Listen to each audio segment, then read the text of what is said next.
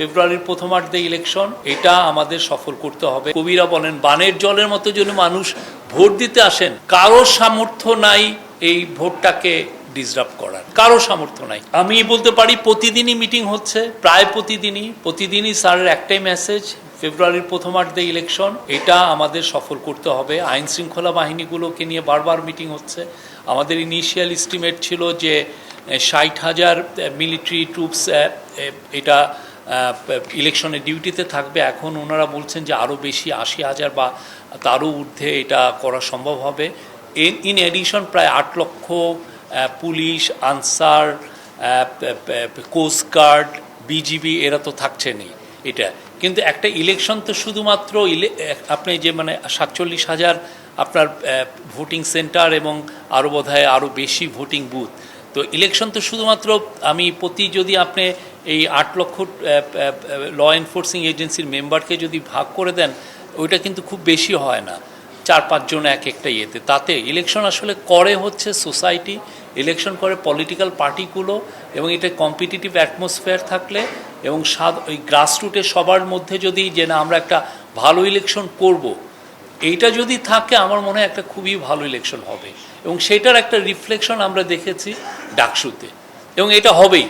এটা এই জন্য হবে কারণ হচ্ছে যে মানুষের এখানে গভর্নমেন্টের কোনো পক্ষপাতিত্ব নাই। গভর্নমেন্ট নির্মোহভাবে তার ল এনফোর্সিং এজেন্সিকে দিয়ে চেষ্টা করবেন যে সর্বোচ্চ সিকিউরিটি দিতে, সর্বোচ্চ শান্তিপূর্ণ পরিবেশটাকে বজায় রাখতে। এটা হলে আর মানুষ যদি বন্যার মতো বানের, যেটা কবিরা বলেন বানের জলের মতো যেন মানুষ ভোট দিতে আসেন, কারো সামর্থ্য নাই এই ভোটটাকে ডিসরাপ্ট করার, কারো সামর্থ্য নাই। একমাত্র স্মার্ট সিটি বসুন্ধরা, আধুনিকতায় এক ধাপ এগিয়ে। মানুষের আগে যেটা ছিল হাসিনার আমলে, তারা ইচ্ছা করে, সরকারের তো ইচ্ছাই ছিল ভালো ভোট যাতে না হয়, সাথে হচ্ছে এই পলিটিক্যালি মেসেজটাই ছিল পলিটিক্যাল পার্টি বা গ্রাসরুট অ্যাডমিনিস্ট্রেশনকে যে ভোটটা যাতে দলকানা হয়, ভোটটা যাতে চুরি হয়। তো সেক্ষেত্রে তো এখানে সবাই মিলে যদি আমরা অনেস্ট থাকি আমাদের চিন্তা ভাবনা এবং আমাদের কি কাজটা আমরা করছি সে বিষয়ে, ইলেকশন আমি ব্যক্তিগত মনে করি এবং আমাদের গভর্নমেন্ট মনে করে যে এটা খুবই ভালো হবে, ফ্রি, ফেয়ার, পিসফুল একটা ইলেকশন। অনেক বক্তব্য আসছে, অনেক রিফর্মের কথা আসছে।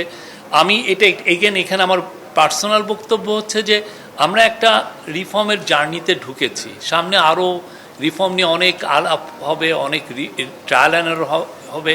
একটা ইলেক্টেড গভর্নমেন্ট যখন টেক ওভার করবেন, অনেক কিছু এই রিফর্ম যেগুলো নিয়ে আলাপ হয়েছে সেগুলো কিছু মনে হবে যে হলো ছিল, কিছু মনে হবে যে না আরও একটু টাইটেন করা যেত, আর একটু।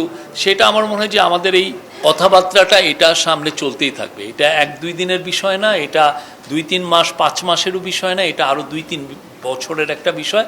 এবং ইভেনচুয়ালি আমার যেটা মনে হয় যে will have a fantastic political settlement.